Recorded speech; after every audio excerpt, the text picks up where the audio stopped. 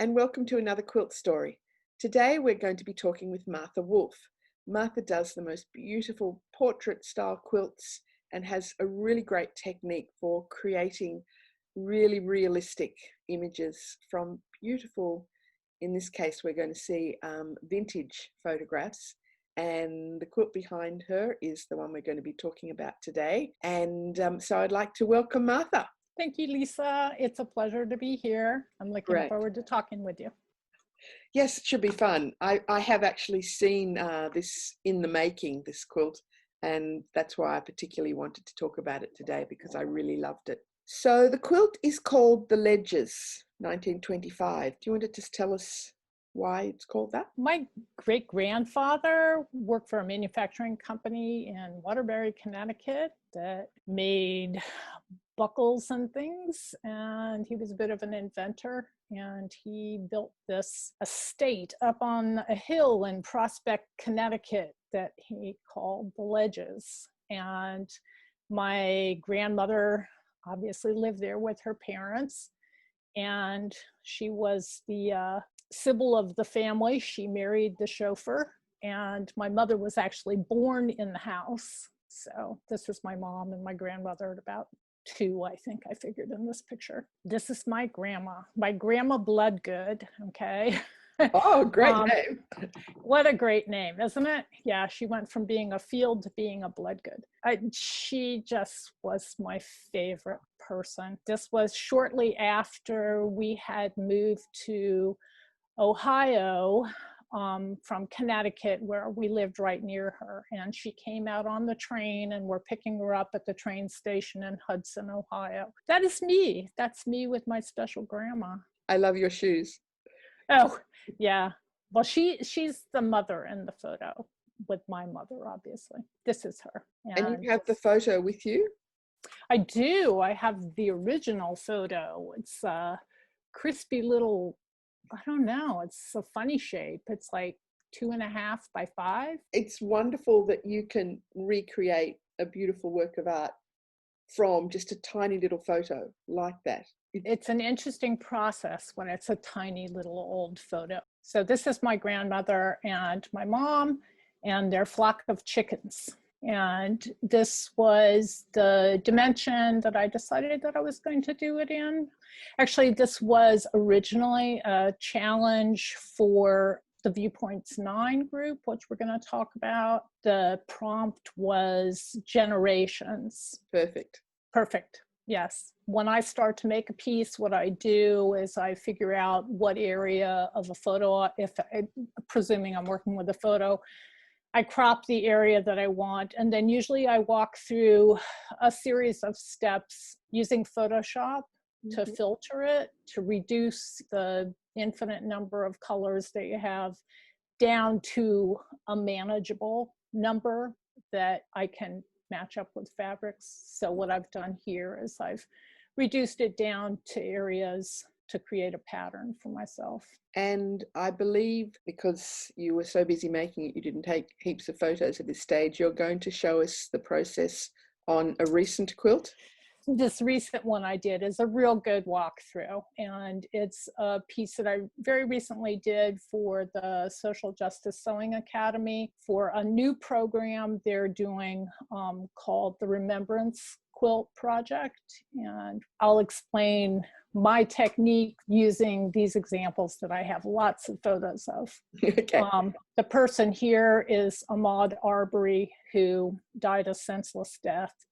And what I did was I decided on an area that I wanted to use in that photograph. I cropped it, and then I used Photoshop filters to reduce the number of colors down to a handful that I could assign different fabrics to.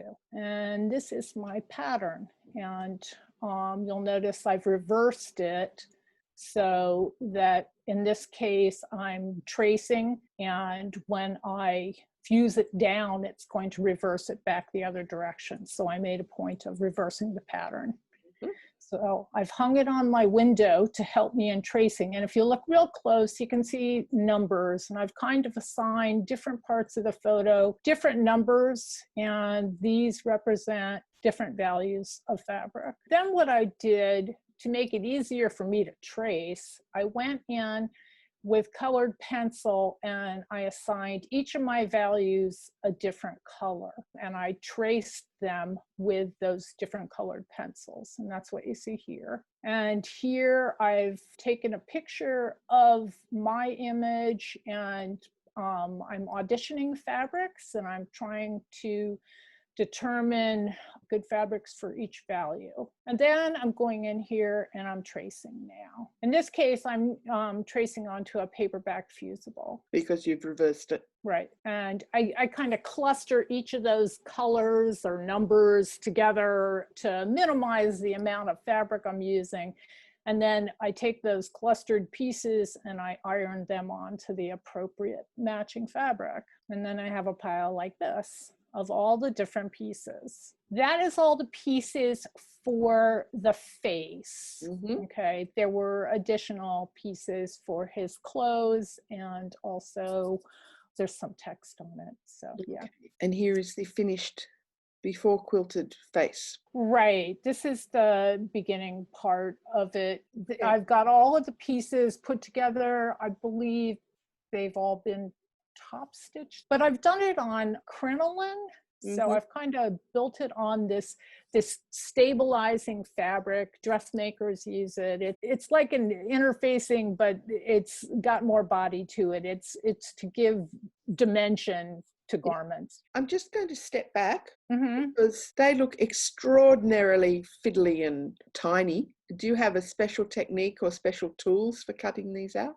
I do. I use little snips. They're Fiskars, and they're the ergonomic ones. So they're little ergonomic snips. They're incredibly sharp and really easy to do even the tiniest little fiddliest fits. And they really don't exhaust your hand, not like a regular pair of scissors that you're pulling open with your thumb all the time. And how do you not lose all these little pieces? Oh, you know,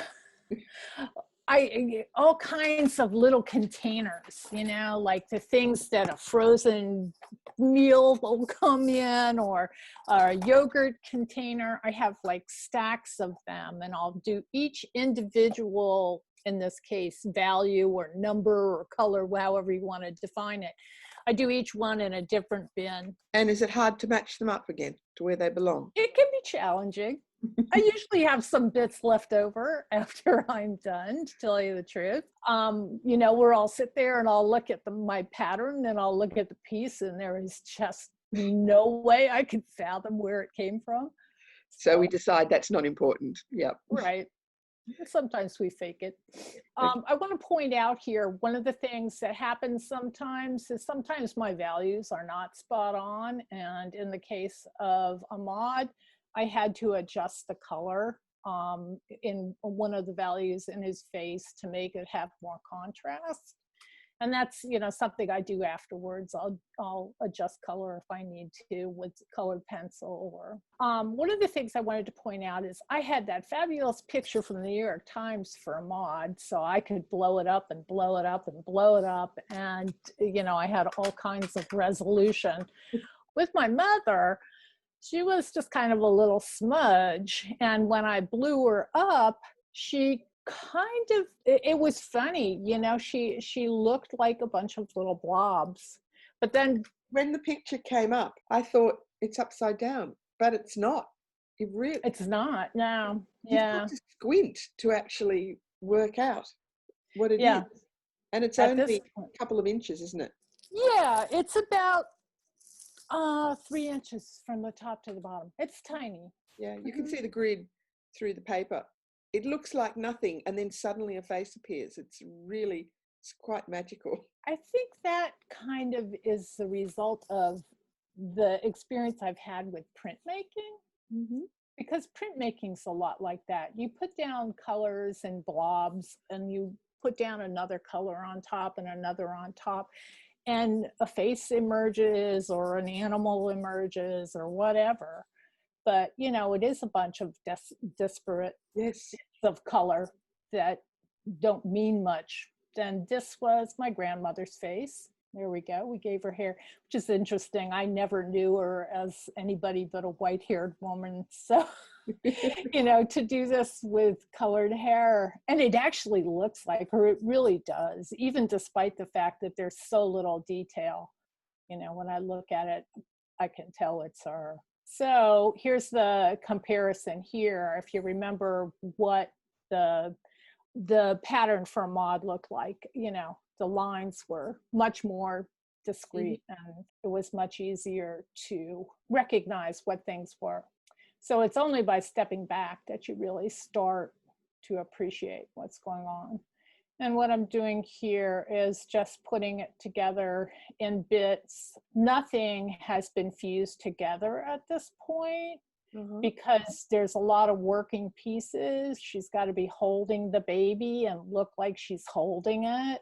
And then here she is holding my mom. I love the fabric of your mom's clothes. I'm sure it's just what the original outfit looked like. It's beautiful. I love it. Okay, so here we've got your tiny little pieces. And then putting together Grandma's dress. We're still working back and forth. We're holding her with our dress, and I think are there shadows and things to come in? There's some, yeah. So this is what I was using for my background.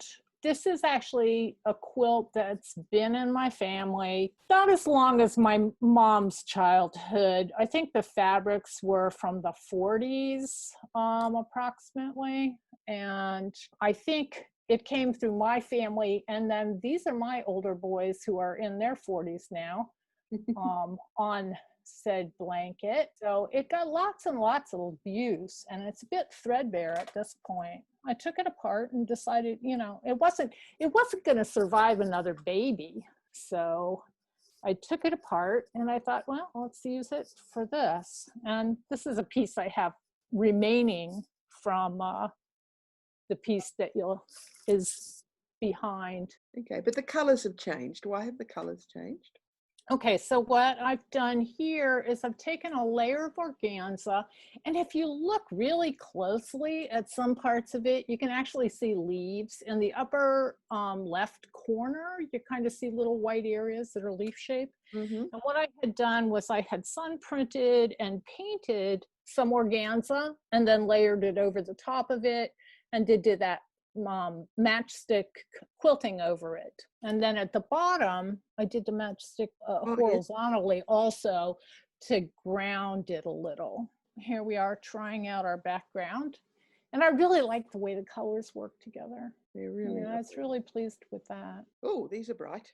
These are my chickens. And if you remember the original picture, there were probably 200 chickens, but there was no way 200 chickens were going to happen. I picked a handful of them, and these are my chicken colors. So not your first thought of what chicken fabric would be? No, but it works. It does. I like them. I like my chickens. I think they're great.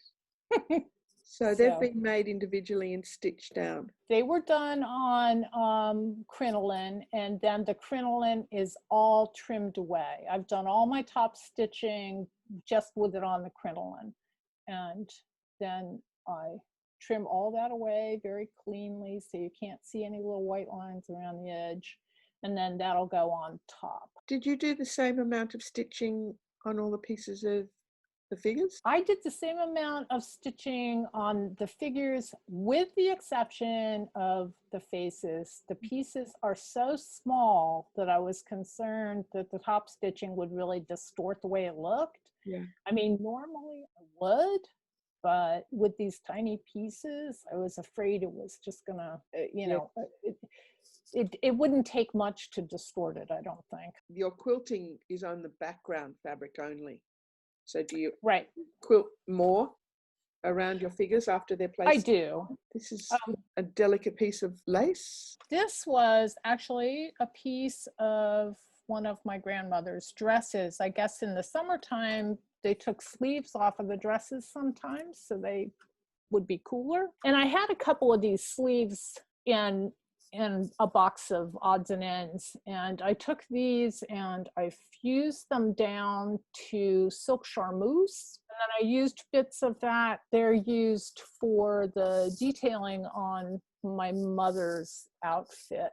If you look closely around the sleeves, she has little lace cuffs. It's a beautiful story, and it's really nice how you've incorporated all the vintage fabrics in amongst the new fabrics. It's keeping pieces of fabric that might just sit in a box or a drawer or something and just rot away eventually. And so you've given them another life, but it's a really lovely story.